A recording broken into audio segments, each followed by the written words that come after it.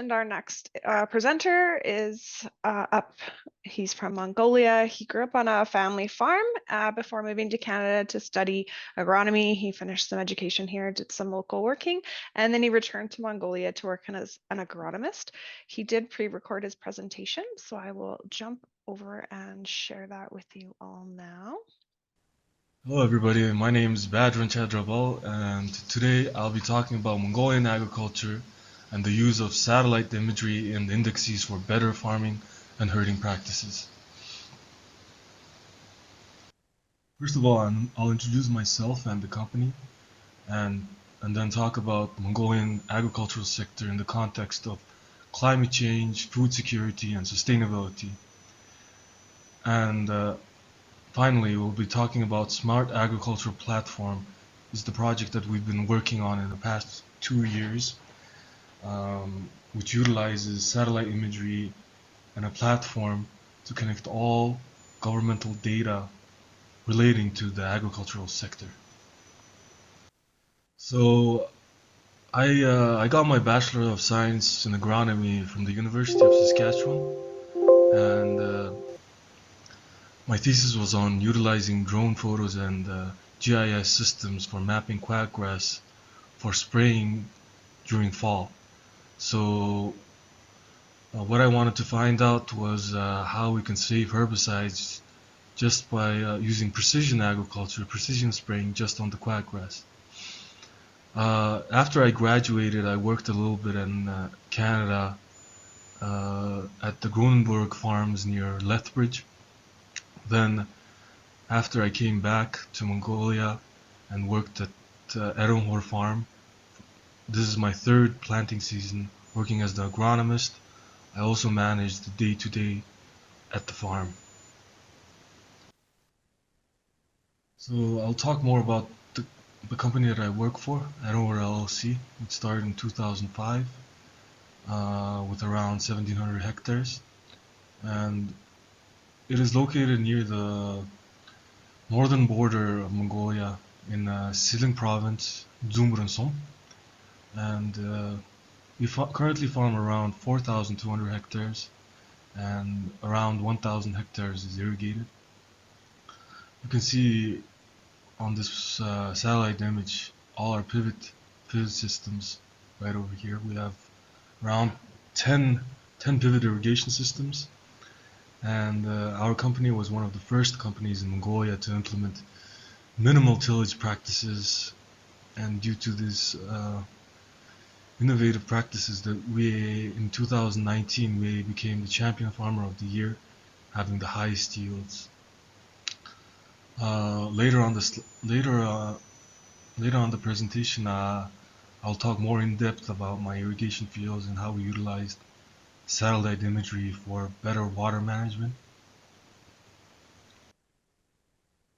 So I'll talk about how climate change affects Mongolia currently. So in the past 60 years, Mongolia has warmed about 2.36 degrees Celsius warmer, and the warm seasons have extended while the number of cold days have decreased.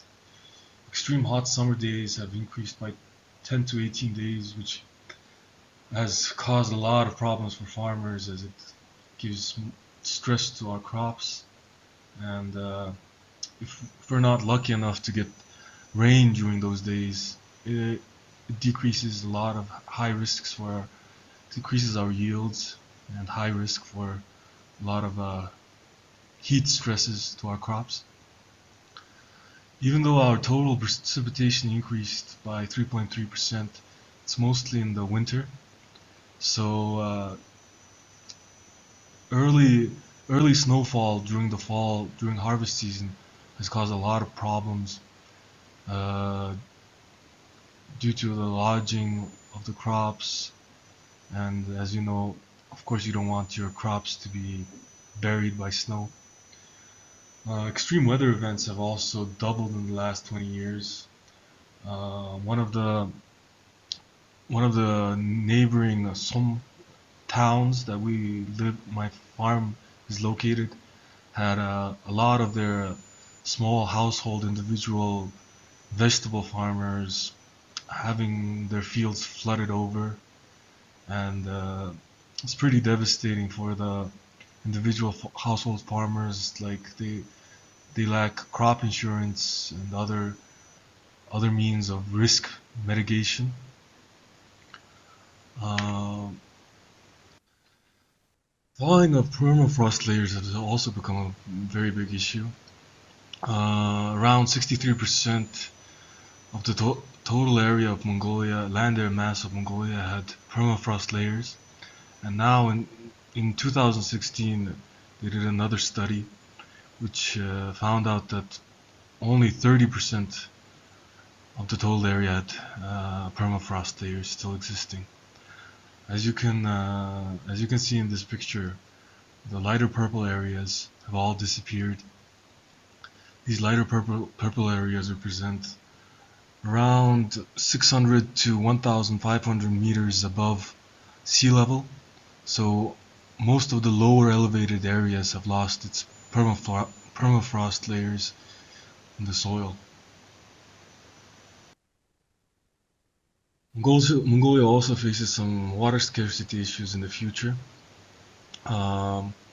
Most of our southern border is encompassed by the Gobi Desert, and with the increase of 1 more degree Celsius in the future in around 2050, would cause a lot of our landmass to be severely lacking water and very dry. In 2008, there was a census where they found around 600 streams were dried up, cut off, and drained, and water scarcity and water management is a very important issue that we are facing in the future of Mongolia.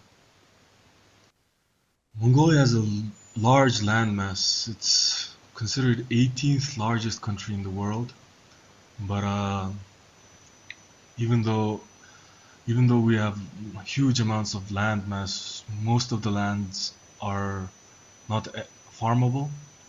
So you can see on the first picture all these red spots over here. Most of our farms are located there. It's the most ideal location with decent growing seasons. But most of our high soil organic matter places are in higher elevations, which causes them to have shorter growing seasons, so it's unfarmable, mostly mountainous regions. So where we farm is right over here, and at the lower elevation. Even though we have a landmass about 1.5 million kilometers squared, we only farm around 6,000 kilometers squared of it. So that means we farm around 0.38% of the total landmass.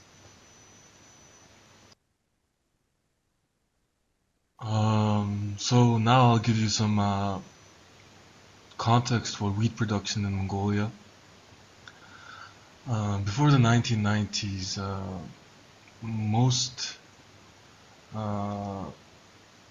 all the farms in Mongolia were state-owned. So starting from the 1990s, we had a transitional period from communism to democracy. So all the state-owned farms were privatized. So due to this privatization and transitional period, there was a huge decrease of wheat production in Mongolia, which caused us to import a lot of wheat during the early 2000s. So our government in 2008 made an initiative called movement, and this movement incentivized farmers to farm more, made some equipment tax-free, also gave financial incentives for farmers to for firms and companies and individuals to invest more in the agricultural sector. So, due to this initiative, by 2021, we were able to beat our previous record that was in 1988, where we produced around 500,000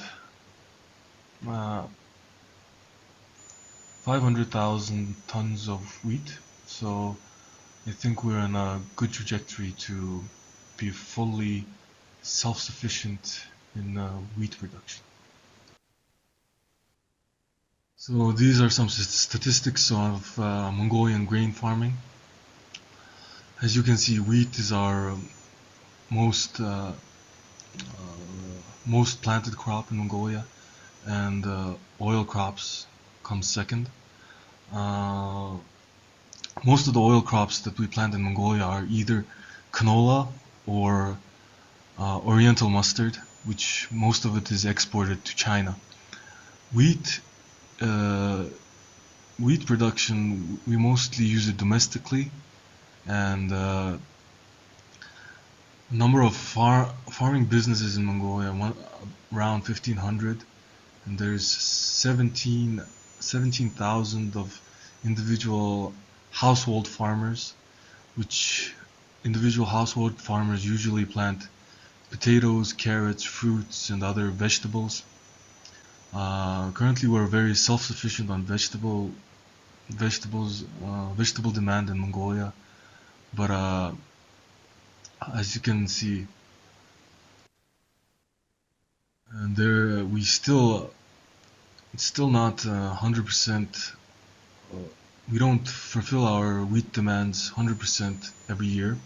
So, for example, in 2010, 2013, 2015, and 2018, our wheat yields did not fulfill our demand for wheat. Wheat supply did not fulfill our wheat demands. So, I think in the future we would be, the trend looks like that we would be able to fulfill wheat demands in Mongolia, and maybe possibly become an exporter of wheat in the future. Another big aspect of Mongolian agriculture are herders. So, unlike America and Canada, where they have feedlots, most of our meat comes from nomadic herders that live in the countryside. We have around 300,000 herders. That's about 10% of our population are considered to be herders. So these are the numbers of each livestock that we have currently in Mongolia.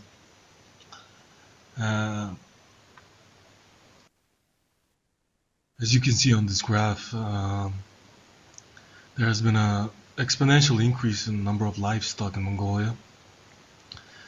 Most of these livestock are grazed in the native grasslands. So these grasslands have had a lot of overgrazing issues, eradication of high nutritional native plants, and unregulated grazelands have caused a lot of issues, a lot of land degradations in Mongolia. So, due to the increase of livestock numbers, there has been a lot of stresses on our grasslands, and it's been a degradation of grazelands. This map shows how these grazelands have degraded, and year on year there has been more and more degradation of area affected by degradation. The areas with the highest degradation right over here also corresponds very well with the number of distribution of the livestock. Areas with high amounts of livestock tends to have higher amount of degradation of native grazelands. Also, as a Gobi, as most of the southern part of Mongolia is encompassed by the Gobi Desert, desertification has become also a big issue. The areas with high desertification also corresponds with high amounts of livestock in the area. In Mongolia, most farmers still use conventional tillage methods to farm, and as you know, soil erosion is a big issue in these conventional tillage farming practices, and also overgrazing of certain areas where gives high amounts of stress to these grasslands and doesn't give it enough time to replenish. So a study done by Mongolian Academy of Sciences determined that around 6 tons of soil is eroded from 1 hectare of land, which equates to 0.37% of the surface soil.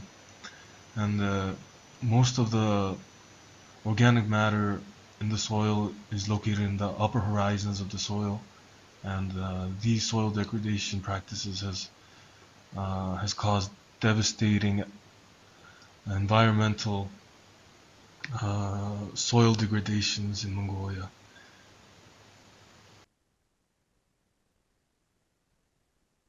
So soil degradation on farmland.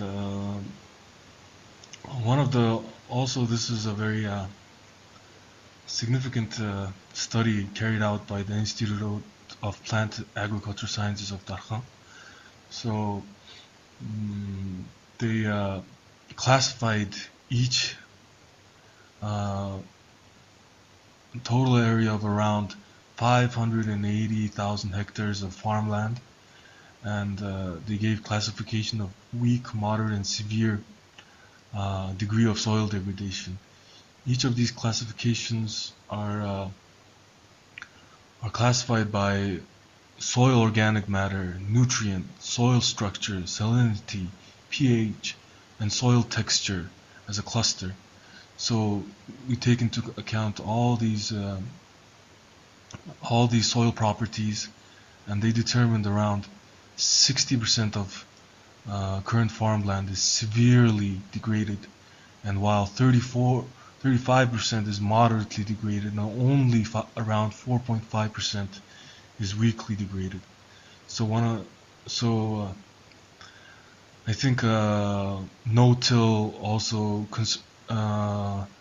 minimum tillage practices in Mongolia go a long way.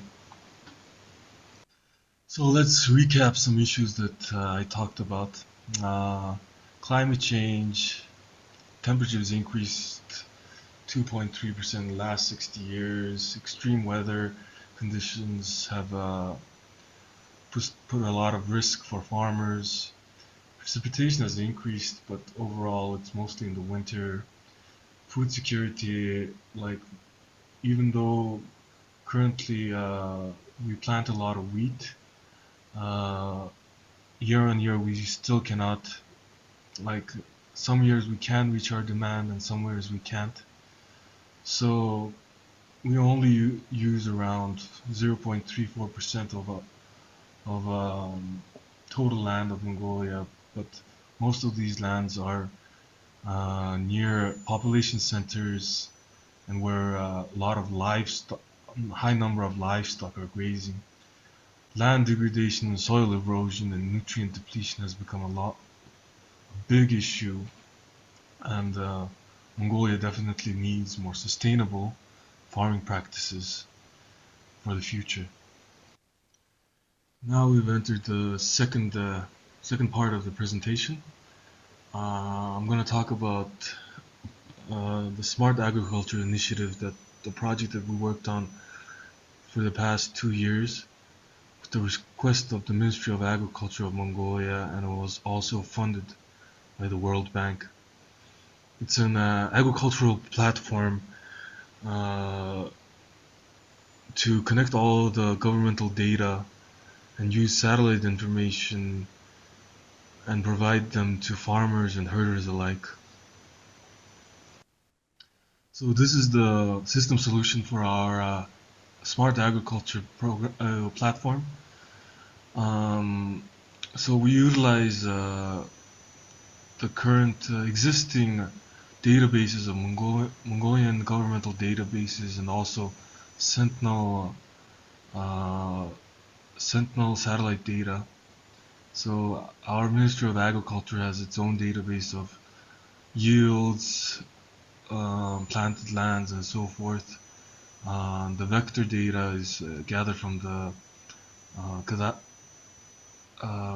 the land planning ministry in Mongolia. Satellite data comes from the Sentinel Hub service. Also, this our platform is connected to meteorological environmental analysis data cube of Mongolia, meaning weather data. And our platform can also support sensors and other third-party sensors, and National Statistics Commission. So all these data can be accessed through our platform, through website and mobile applications. All these databases are connected and put into one single database that can be accessed by the ministry and experts, researchers. And these management services can also provide services, systems can also access our platform and manage certain informations that are displayed on the mobile applications and the website. So this is also showing what information what type of information we get from certain data cubes of Mongolia. So from the Department of Geodesy and Mapping, we get soil information, plant information, natural region, pasture information, potentials and stuff. From the NANEM Mongolian data cube, it also processes grassland images and so forth using indexes, and all these come together into our platform's main database, which we can use all these information to produce pasture information, soil condition information, green fodder information for the public and farmers alike. So in 2002, meaning last year, all the cultivated and unused farmland were all mapped out in 2002. So this allowed us to utilize these informations since we got our request from the Ministry of Agriculture. We were able to access a lot of the databases that is available to government entities. So just recently we were able to, the government entity was able to map all the geographical locations of farmland in Mongolia. As you can see, the farmland in Mongolia is very different to the grid system that they utilize in the plains in Canada. Since many of our regions are mountainous with rivers and valleys and so forth, all the shapes of our fields are a little bit different. So as soon as you enter our platform, you'll be met with this menu. So all this information, you can get your weather data, all the locations of farmable land on each region. You can also get information of what is planted which year, and you can also enter some of your information over here, like fertilizer information, herbicides, insecticides, and fungicides you've used, and this is sensor data, that third-party sensor data that you can also implement into the platform. Also, we also have Mongolian weather database that's also available to you on the closest weather station available to your fields is also available on the platform. So when you click on your field, this is for example the irrigation field that I showed you earlier in the presentation. You can see the NDVI differences of NDVI over here. There's more in-depth information of the NDVI with the highest NDVI, the lowest NDVI, and the average NDVI values that are listed on the left corner. So this NDVI data can be accessed by anyone who utilizes our platform. Also, to help with the ease of accessibility, we developed mobile applications which has the same functionality as the web-based platform. So, for example, if you're on the field and you don't have access to computers, you can still access our platform and see like how your fields are doing. And it's updated every 3 to 4 days as satellite Sentinel goes over Mongolia. You can get most of your data for your field in almost real time. So I personally utilize NDVI a lot while scouting, because due to the nature of the shape of our fields, as you saw, it's very hard to get to one field to another every day and scout everywhere. And using NDVI really helps me ease the process, ease the process of scouting my fields and potentially detecting problems. So in this slide you can also see how you can enter your soil information from soil testing facilities, so you can have ease of access to these informations.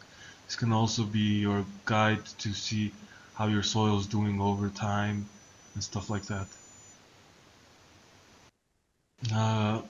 I personally really think I really wanted to add the soil functionality uh, as understanding your soil is a very big part, especially for me, because I own there's 10 pivot systems that we have to operate, and even though the pivot systems are very close to each other, they have very significantly different types of soils. So in order for better water management, we did a lot of soil testing, as you will see in my next slide. So this is at our farm. We have 10 pivot systems just like this, and that's definitely some maintenance jobs need to be done in these. It's very labor intensive working 10 pivot systems. So before I came to the company 3 years ago, they didn't have a good water management systems for irrigation. Mostly they just, if they felt it was dry, they would water it, and if they felt it was wet enough, they would stop watering it. So personally, we use a lot of ammonium nitrate fertilizers on our farm, and as you know, ammonium nitrate has a lot of leaching problems, and especially these regions, as I'm drawing, like these middle regions of our irrigation system, there's a lot of sandy soils where we might encounter some leaching problems. So in order for better fertilizer utilization and water utilization, uh, we did a lot of soil testing, and used a lot of satellite images in order to get good accurate points for accurate predictions of soil texture. So these are the soil sentinel data that we collected for at the farm. So we first of all, this is elevation, this is NDVI, this is moisture, and this is also NDVI at certain different dates. And what we try to do is find good points where we would sample the soils and have good estimation, because sampling the soils every few meters is very labor intensive and expensive, expensive to do. So what we try to do is try to have uh, the most usable data with the least amount of soil testing. So by utilizing all the satellite data that we collected, we put down points where we would take soil samples. I personally think this is the first step for precision agriculture to be implemented at our farm, but it's not necessarily as high resolution as I would hope it to be.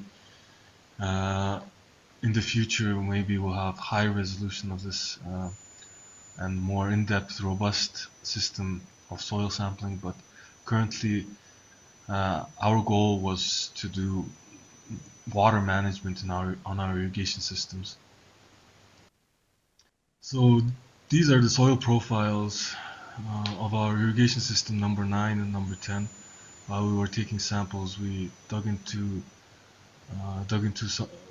the certain points of interests on the field. So as you can see, there's many different types of soil within these two irrigation systems. Context-wise, many of these fields were used above around 80 to 60 years with traditional conventional tillage systems. It was used before, during the communist times. These lands were farmed farmed and tilled, and there is a lot of soil degradation, especially at our irrigation number 9 and irrigation number 10. As you can see, some of the A horizons have is pretty good in soil organic matter, goes all the way down to 30 centimeters, and some of them barely reaches 10 centimeters. So it is very hard to have one prescription for the right irrigation water amount for our irrigation systems. So so we made a soil organic matter and soil organic carbon graphs for each of our irrigation systems, but as you can see, most of our soil organic matter lies between 1% to 3%, which isn't that high. But I think this is a good starting point to see if our minimal tillage will help us increase soil organic matter in the future. And this is a snapshot of our irrigation soil organic matter in 2021. So with all the satellite data and the soil testing, we made a reference map, tried to figure out the wilting point and field capacity for each pivot systems to better manage our pivots. So we don't want to water too much on sandy soils to leach all the nitrogen fertilizers that we had used, or or also wash away some of the soil organic matter down down. I think using water efficiently is definitely the right way to go. You don't want to overwater your crops, and you definitely don't want to underwater your crops. We try to maximize our productivity uh, through this. So with our reference map that we made, we double check with handheld soil moisture sensors. These moisture sensors tend to be pretty accurate.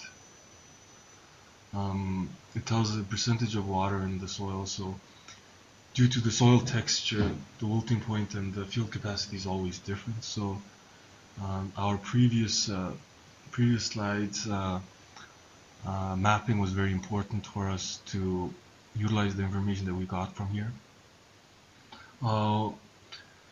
But it's also the one huge aspect of irrigation systems is rainfall, precipitation. So from one side to our irrigation system to the other side of the irrigation system is about 8.2 kilometers. But what we found out last year was when we put down some rain gauges in every part of our irrigation fields, the water, the precipitation is never equal. So sometimes certain areas of the irrigation system will have precipitation of around 10 millimeters, and that same precipitation would fall around 3 millimeters on some areas of the irrigation field. So what we did was utilize these third-party sensors that we got from OneSoil. It's another application that's similar to our platform, but it's in English. And we utilize these sensors and try to calibrate them as close as possible through the actual rain gauges. And through this, we can collect data of how much precipitation events happened, and like sometimes try to be more efficient in the water, I guess, and try to give water at the right time. And this helps us manage our irrigation systems much better. So we can use our platform for irrigation and water management systems. It was one of the main reasons that we decided to make this platform. There's a lot of potential future irrigation projects are ongoing in Mongolia, and I hope that our platform was more accessible to more people, as there's a lot of language barriers and technical skills that you need uh, to learn in order to utilize these satellite images. But through what we hoped that our project would accomplish is make these satellite informations more accessible to the public. One of the prototypes that we have going, as I talked Mongolian issues of overgrazing, what most of the herders do is, as you can see on the left corner over here, is they would cut down these natural grasslands for fodder during the winter. So most of the farmed cropland grains go to the flour mills, and only a small percentage goes to these individual herders. And most of the feed that they feed to their livestock in the winter comes from the native grasslands. So they will cut them down, collect them, and bring them to their Mongolian yurts and feed them during the winter. And this is still a prototype system we're trying to implement within our platform, where you can have accurate data of number of livestock in each region, and corresponding available fodder in that region. So, for example, some regions might have high number of livestock, but they do not have enough fodder. Farmers and herders would be able to where they would utilize our platform and decide where they would collect their fodder.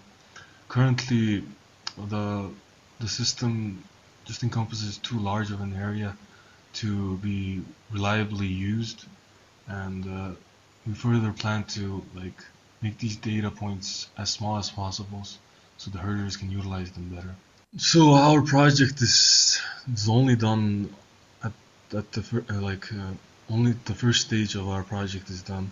Right now we're able to access government databases and have some real-time indexes available to farmers and herders, but there's still a lot of potential future functionalities that we are planning to add. This is also one of our prototypes where we are able to track our machinery, our equipments like seeders, combines, and tractors. We definitely need more robust system for nomadic herders, and one of the things that I would love to add is social functionality on our platform, where we can connect a lot of these herders and farmers alike to expert consultants or ag service providers, and maybe also implement insect and disease risk potential places in Mongolia in location-based risk models. So the farmers would have more information to manage their risks and decisions to spray or not. So, in conclusion, I understand that satellite images won't solve our climate change, food security, or sustainability problems, but it'll definitely become is a good tool to use. Uh, with with climate change, risk for farmers has become ever more. So, utilizing these tools help you risk manage and make smarter decisions in your everyday practices would help immensely. With better irrigation management, utilizing satellite images is also a good way to mitigate risk. Currently, our wheat production has increased steadily, and I think providing us with scouting tools, using better utilizing our land, and also help give awareness to our fragile ecosystem of Mongolia uh, can also provide very good awareness to the public. We definitely need more sustainable practices in our herding and grazing of animals, and possibly I think by connecting these government entities and individual herders into one platform will help us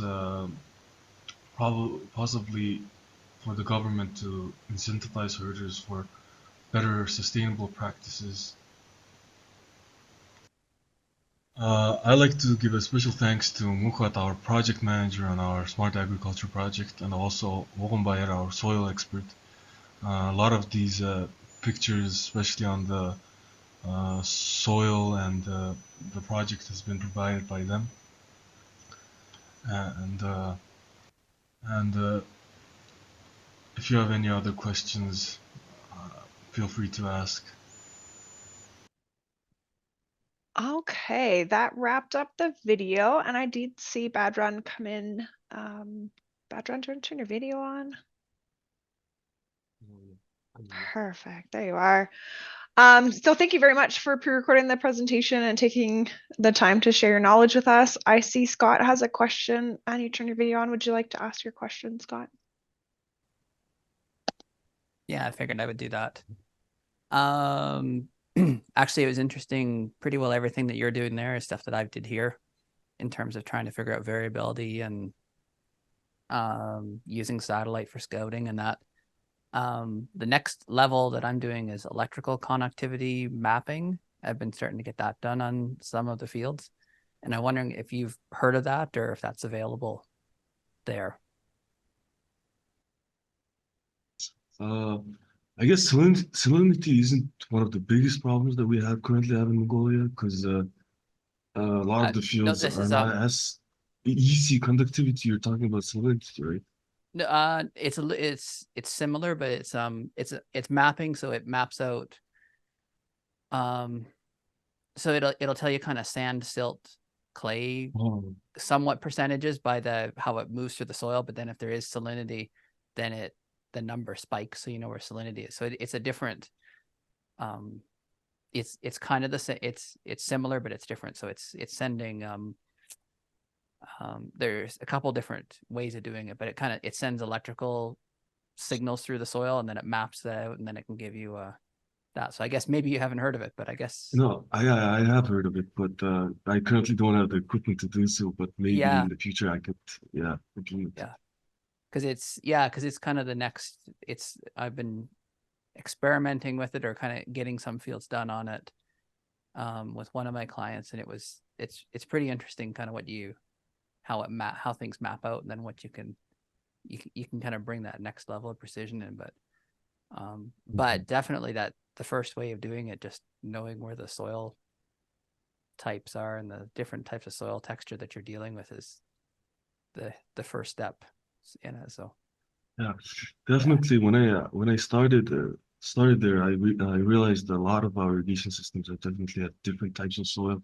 And when I first got there, they just watered it all at the same time and stopped it at the same time. But some of our fields have really good organic matter. So some of our fields are very sandy, and the other ones, some of the fields are very poorly drained, even though they're right next to each other.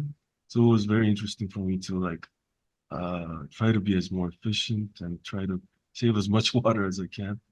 yeah.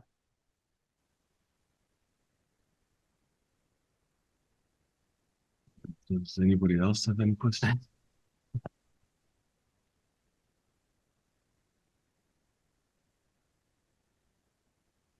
Well, if nobody else has any questions, I'll just say again, like it was kind of interesting. Like, is it like even just the pictures and like um, I wouldn't know that that was from Mongolia just from the pictures alone. Like it was kind of an interesting seeing how similar the region is, at least in visibly, or even like with pivot irrigation or how you manage things. But it's very similar. It's really interesting.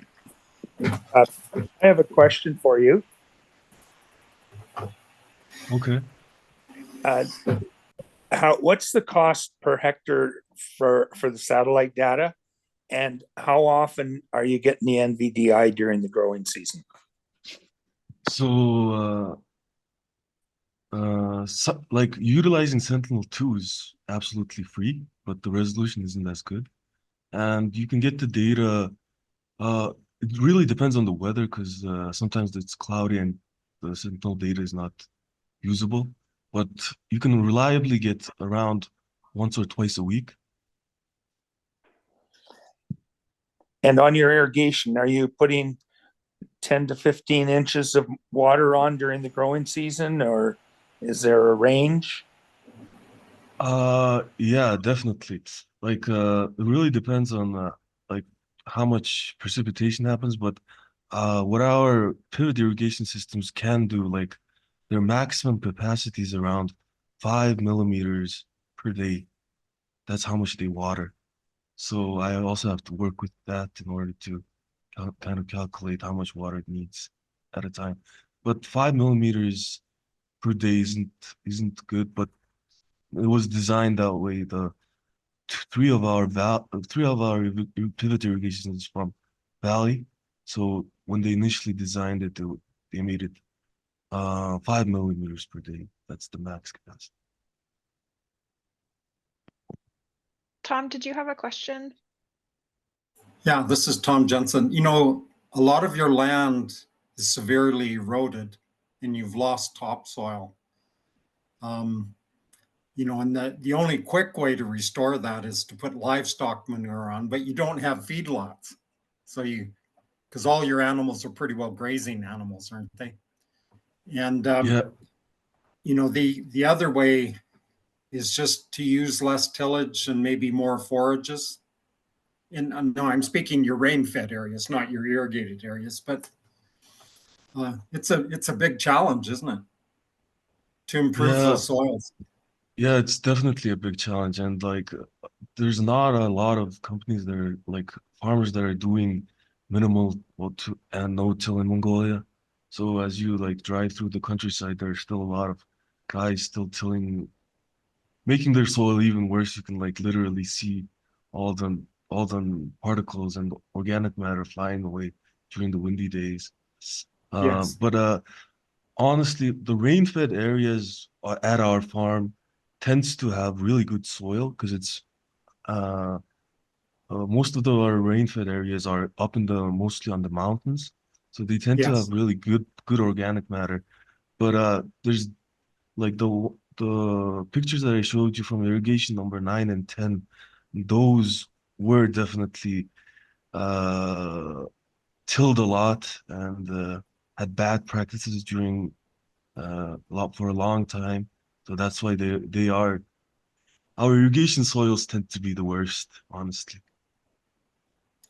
If you don't mind me asking another question too, I want to give other Sure. people a chance, but some of these soils in your higher elevation areas that were permafrost areas and are not going to be permafrost anymore. Some of these areas could probably be developed for cropping, and they tend to be higher in organic matter to begin with, don't they? Any Yeah, comment on that? yeah, definitely. Because I also showed the soil organic map of Mongolia, and most of the high organic matter tends to be in the high regions.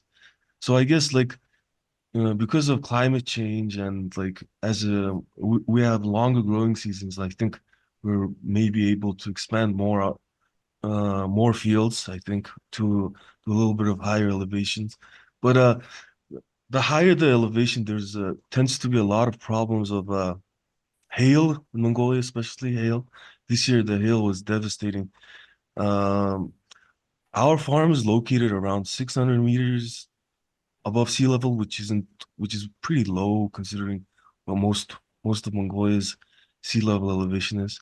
But I guess some people plant at around 1,500 plus places, but those places tend to be very high risk, especially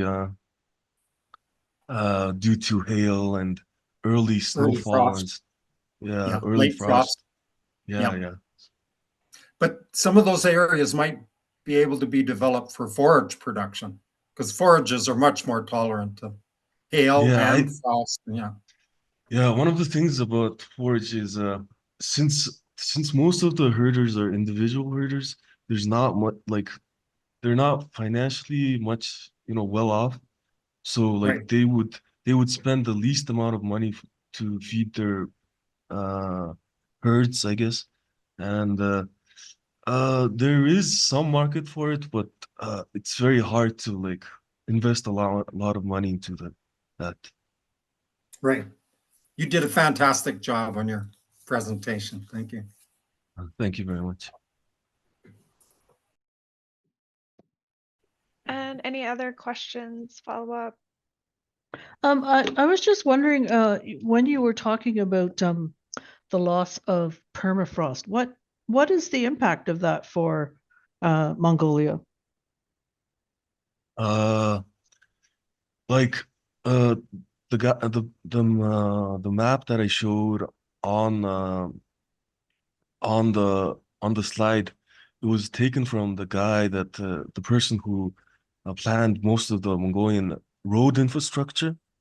So right now, like as the permafrost falls, we have to plan really carefully of where we build our infrastructure projects and stuff like that.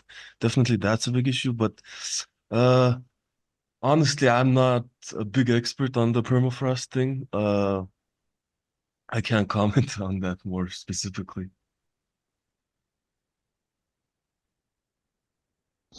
Okay, thank you.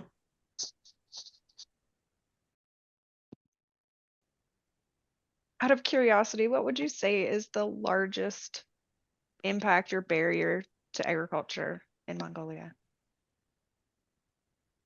It's definitely finance, I guess, because and also like experience. Because like if you're an average Mongolian guy that wants to invest in farming, uh, if you don't, the barrier for language barrier, there's a lot less information in Mongolian to access information, the right information. So what most people tend to do is go around and ask other farmers of what to do. And personally, in my experience, if you listen to a lot of other farmers, they tend to give very bad advice, especially in Mongolia. So one of the barriers to entry would be like they wouldn't know what to do, what to spray, what equipment to use, what is the best equipment to buy. And definitely, second of all, it's funding and finance. Like a John Deere tractor is not an ex cheap thing to invest in. Like, and all there are Russian and Chinese tractors in Mongolia, but they tend to be very unreliable and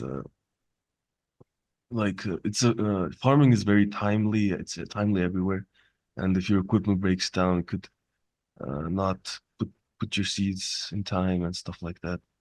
I would say, yeah, finance and education, I guess.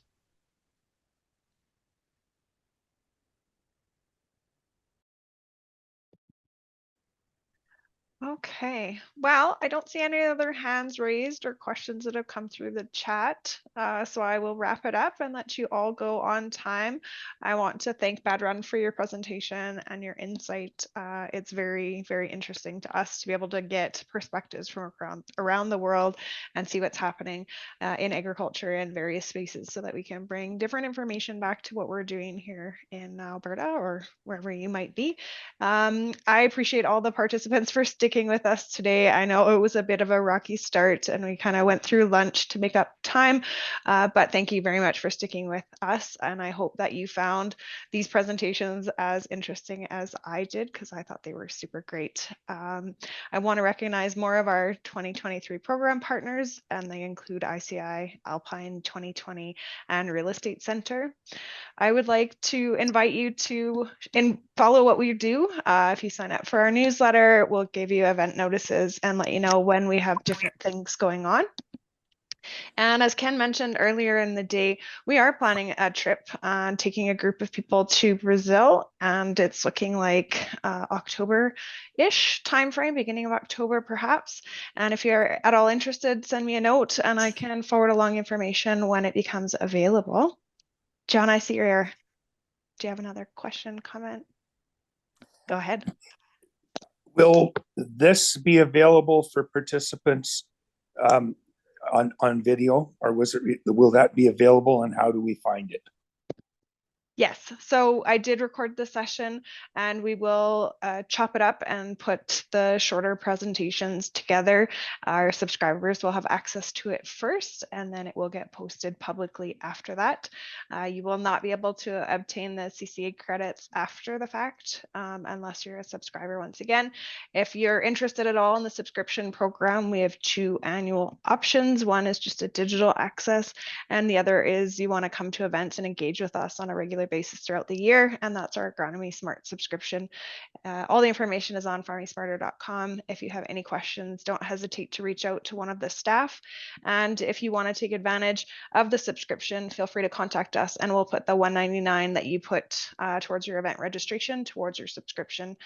So for the digital, it means basically another $51 for the year, and you'll be able to access the pesticide applicator workshop that we're putting on in March at no additional fee. It'll be for $51 essentially, and you'll have digital access to all the information that we have for the year.